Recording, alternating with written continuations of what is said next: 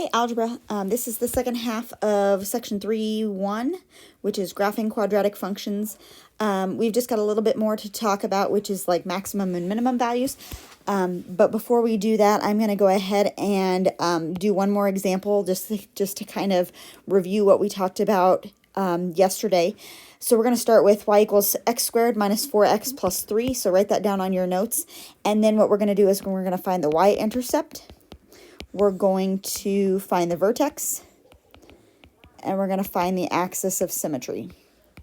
Okay, and then I'm gonna erase this guy, and I'm gonna use that same graph. You don't necessarily have to graph it because you probably have that space already filled up, but I'm gonna use that graph so that we can graph this guy. Okay, so remember that finding the y-intercept, you plug 0 in for x. In for x, okay? So if I plug 0 in for x, 0 squared minus 4 times 0 plus 3. And again, those two pieces that have 0 in there go away, and you just are left with 3. So the y-intercept is 3. So I'm going to go up and put a dot on the y-intercept there at 3. Okay, and then the next thing that we're going to do is find the vertex. Okay, remember that formula for finding the vertex. Negative b over 2a is what we're going to use. Okay, now let's go ahead and write up here what a, b, and c are, just so that we can have those ready to go for us. The a value is kind of hidden. A is always the number that's in front of your x squared. But since there's no number, we assume that it is 1. So the a value is 1. The b value is going to be negative 4, and the c value is positive 3. Okay, so now we can do our negative b over 2a. So since the b value is already negative 4, we still do a negative 4. We're just going to change that positive here in just a second. So minus a negative 4, and then 2 times a, and a was 1. Okay, so negative 4 makes that a positive 4. Okay, so I have 4 over 2 times 1 is 2, and that just gives me 2. 4 divided by 2 is just 2. Okay, and then my to find the y-coordinate of the vertex, I'm going to take this 2 and I'm going to plug it back in to my equation. Okay, so y equals 2 squared minus 4 times 2 plus 3 is what I have. Okay, all right, so 2 squared is 4. Try to do as much of this in your head as you can. Minus 4 times 2 is minus 8 plus 3. 4 minus 8, if I put those two together, that's negative 4, and negative 4 plus 3 is negative 1. So my vertex is at 2, negative 1. So let's plot 2, negative 1, 2, negative 1 right here, okay? So this is going to be my either highest point or lowest point on the graph, and because I know that he goes this direction, or has to go through that point, I know that this is going to be my lowest point. Okay, so that's my lowest point. He's going to also go this direction. Whoop, I didn't want it to do that. He's also going to go this direction as well. And my axis of symmetry kind of is that dotted line that goes through the vertex. One thing that I notice is that this point right here is 2 units on this side of the axis of symmetry, so 2 units on the other side is where he's going to touch also. Okay, so I can kind of plot an additional point from that and see where my parabola is going to end up. So we've just done the vertex 2 and negative 1, and then that axis of symmetry is this line right here, and we've got to determine what he is. Okay, he is going through the x-axis again. He's cutting through that. Okay, and so he's going to be x equals, and he's cutting through at a positive 2. So x equals 2 is my axis of symmetry. And kind of remember that 2 and 2, those two numbers are gonna always be the same as each other. The 2 is the x-coordinate of the vertex, 2 is going to be the axis of symmetry. Okay. Now the last thing that we have to talk about is maximum and minimum value. Okay. So a maximum value will occur when your parabola is going down, when it's a frowny face. You're going to have a high point or a maximum point. You're going to have a minimum point if you have a smiley face. Okay. And now how do I look at an equation and determine whether it's going to be a smiley face or a frowny face? The thing that tells you is the number that's in front of the x squared. Okay, so this guy here, this number in front of the x squared is a negative number. And negative numbers mean that my parabola is going to frown. So negative equals frown. Okay, so he is going to look like this, which means he is going to have a maximum point. Okay, so determine whether the function has a maximum or minimum value. Done. he's going to have a maximum. And then we want to state the maximum value of the function. Okay, so this dot right here, another name for him, yes, he's the maximum point, but he's also called the vertex, which is what we've been talking about, okay? The maximum and the minimum point, each of those are both called the vertex, okay? So state the maximum value of the function, that's like saying find the vertex, okay?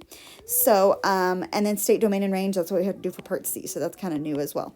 But let's do the y-intercept, let's do the vertex, and then let's do the AOS, just so that we can graph him, okay? So the y-intercept, if you haven't gotten the hint or gotten the idea yet, that y-intercept, if we plug 0 in for x, that knocks this out and this out. So we're just left with that 18, okay? Y-intercept is going to be 18, all right? And maybe I should go by 2's. So 2, 4, 6, 8, 10, 12, 14, 16, 18. Would be one below the top, because that's at 9. If I go by 2's, it's really like on square number 9, so he's touching there, okay? Vertex, again, that's negative b over 2a, okay? If we identify a, b, c, a, b, c, a is going to be negative 4, b is 12, and c is 18, okay? So negative b will be negative 12 over 2 times negative 4. Ooh, this is going to be kind of yucky. So I've got negative 12 over negative 8, okay? Negative 12 divided by negative 8 is positive 1.5. Ew, that's kind of gross. Positive 1.5, that's going to be the x-coordinate, and then I've got to figure out what this y-coordinate is, okay? And I plug that into the equation to figure out what the y-coordinate is, okay? So I'm going to have negative 4 times 1.5 squared plus 12 times 1.5 plus 18, okay? All right, I don't have a calculator on me. Let's see if I can do this in my head. 1.5 squared is 2.25, and if I take that times 4, that's going to be 9, I believe. Yes, negative 9. So this guy right here is going to be negative 9, plus 12 times 1.5 is going to be 18, and then plus another 18. Oh boy. So negative 9 plus 18, that's going to be positive 9, and positive 9 plus another 18 is going to be 27. Oh my goodness. So 1.5 comma 27, that's going to be my vertex. 1.5 comma 27 is going to be like all the way, let's see, 18 was there, 20, 22, 24, 26, 27 will be about there. So I'm going to go like right on the M, the last M of minimum, okay? So that's my point, that's my vertex, 1.5 comma 27, okay? Now, we said that this one is going to be a frowny face, okay? Because he's going to have a maximum there, so he's going to come down here like this. And then my axis of symmetry is at that 1.5, okay? And this dot that I have for my y-intercept is 1.5 units over here. So I'm going to go 1.5 units over here, and there's going to be another dot for me, okay? He's going to go down like this. He's going to be kind of a skinny parabola, okay? The axis of symmetry, that dotted line, is going through the x-axis again. It's x equals 1.5. Okay, and now the thing that they're asking me, though, on part B is state the maximum value, okay? So the maximum value is going to be the highest value that I have. The highest place that this goes is at the vertex, but really if we're only looking at the highest place is at 27. So the maximum here is 27. That's what that's the overall what they're trying to have us do on part B, is find that maximum or the highest value, which is 27. Malia.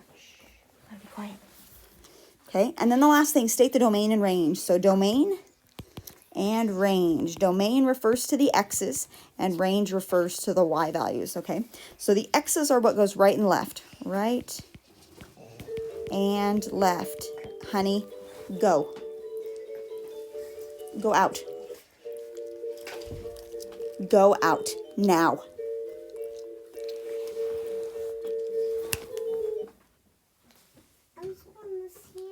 Go now.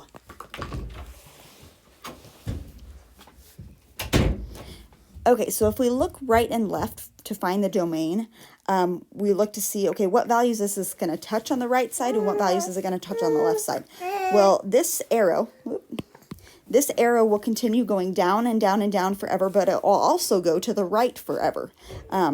This one's going to go to the left forever as it goes down. So really, if I look at all the left and right values that it's going to touch, it will touch all the left and right values everywhere. So my domain is going to be all reals, okay? Now the next thing is the range, which is the y values. That's up and down, okay? So I have to ask, will this function go up forever and will it go down forever? Okay, so if I look at the way that my parabola is facing, he will continue to go down forever, okay, because my arrows are going down. But he does not go up forever. He only stops at this vertex place. That's the highest he goes. So what's the highest place that he goes? Well, he goes up to the maximum, okay, which is what we said in part B. Part B, the maximum value was 27. So the way that we're going to write our range is that y is going to be less than or equal to 27. He goes down and down and down forever and touches everything below 27, okay? So when you're dealing with a parabola, just as a little hint, your quadratic function, your domain will always, always, always be all reals.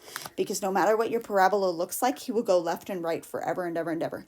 Your range will either be y is less than some number or y is greater than or equal to some number, okay?